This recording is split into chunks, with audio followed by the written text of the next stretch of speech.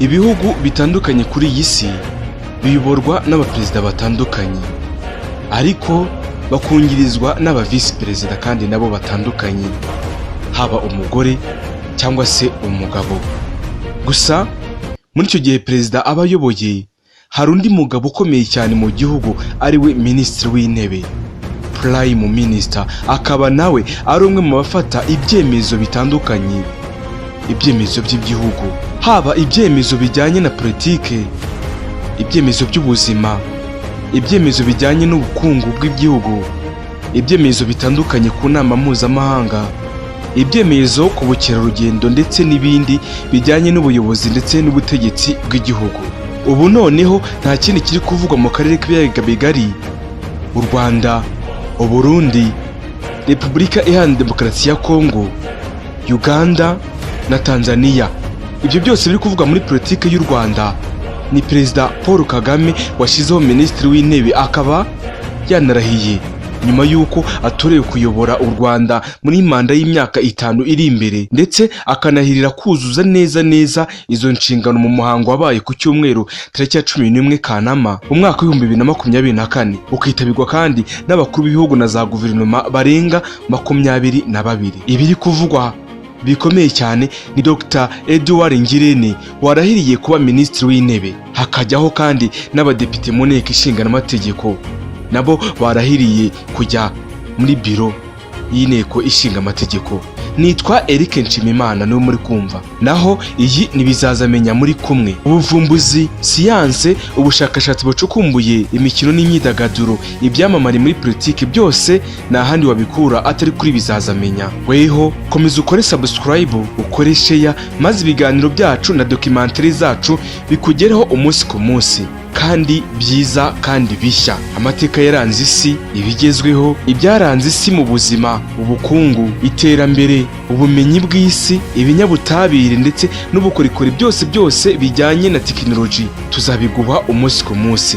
Nawe ukoze subscribe aka kanya, menya ko utangira urugendo rushya n'ubuzima bushya bwo kumenya isi n'abayituye. Muhaye ikaze. Gusa reka nsuhuze abaturanyi bo mu gihugu cy'i Burundi, mu gace ka Ngozi, Cibitoki, Bujumbura n'ahandi, namwe kandi muri za Uganda, namwe muri za Tanzania, abari mu gihugu cya Kenya, abari muri Repubulika ya Demokarasi ya Kongo, mwese mudutera inkunga muri ikota masimbi, ubwo muri Afurika y'Epfo ndetse n'iyo hagati, i Burayi ndetse na Amerika, mwese mbahaye ikaze kandi ndabashimiye. Gusa ndagusabye ngo ntege amatwi wumva akantu ku kandi, umunota ku munota, isogonda ku isogonda, maze wumve kandi menya byinshi bijyanye n'isi uciye kuri bizazamenya.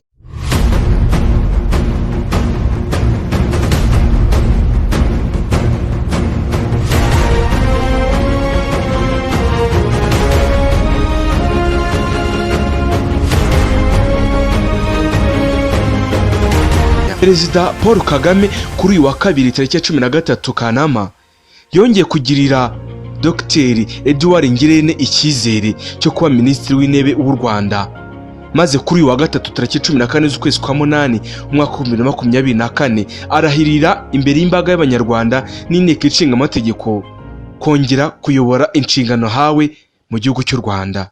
Ngewe Ngirente Edouard ndahirira u Rwanda ku mugaragaro,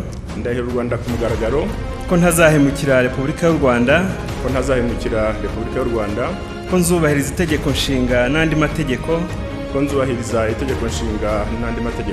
ko nzaharanira uburenganzira bwa muntu n'ibyagirira abanyarwanda bose akamaro, ko nzaharanira ubumwe bw'abanyarwanda,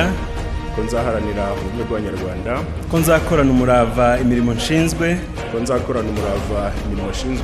ko ntazakoresha ububasha mpawe mu nyungu zanjye bwite, nintatira indahiro nzabihanirwe n'amategeko. Imana ibimfashemo.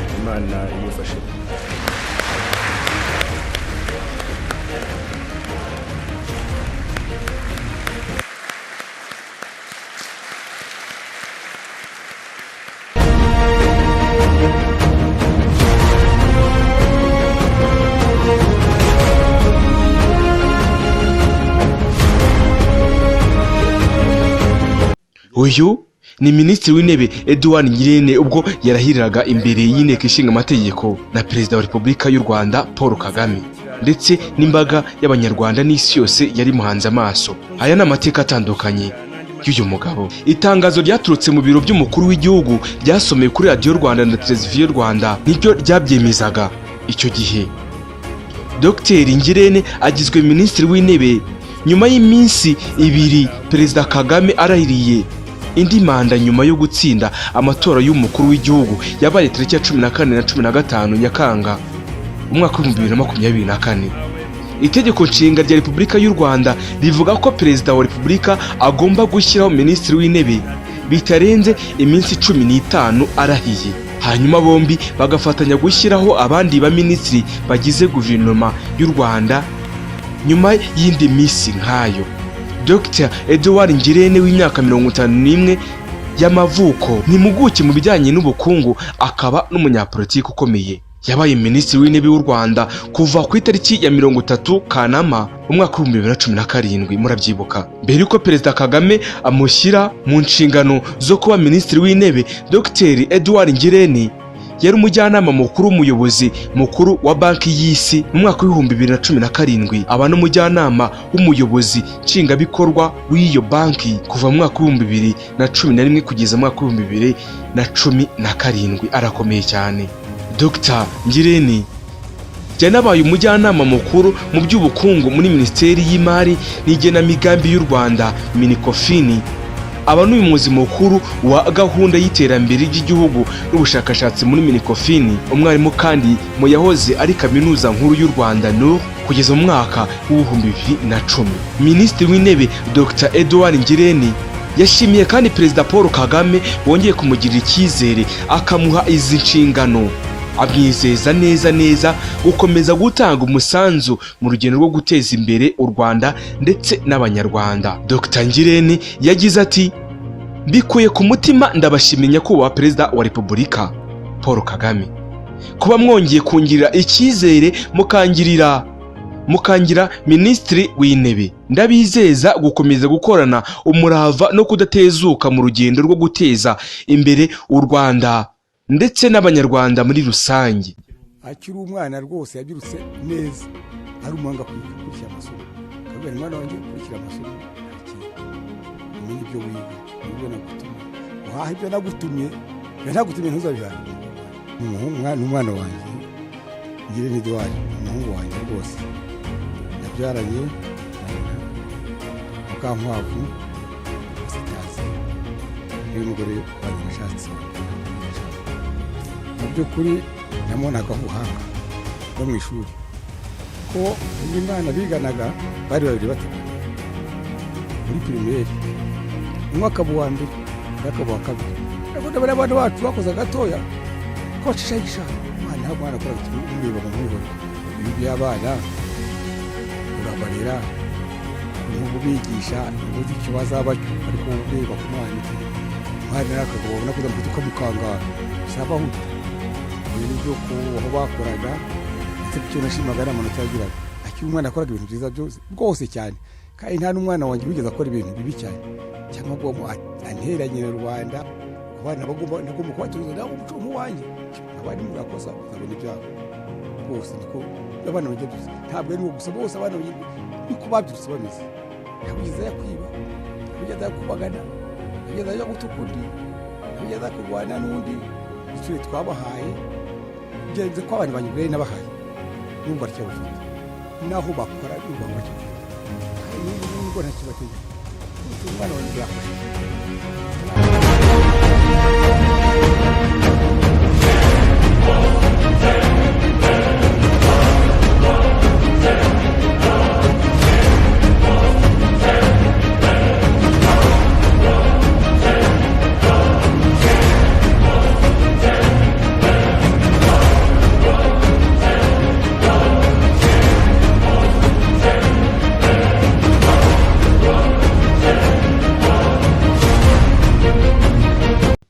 Wakibaza uti ese minisitiri w'intebe mushya wahawe kongera kuyobora u Rwanda ni muntu ki? Avuka he? Akora iki mu buzima busanzwe? Ese yabaye hate? Ateye ate?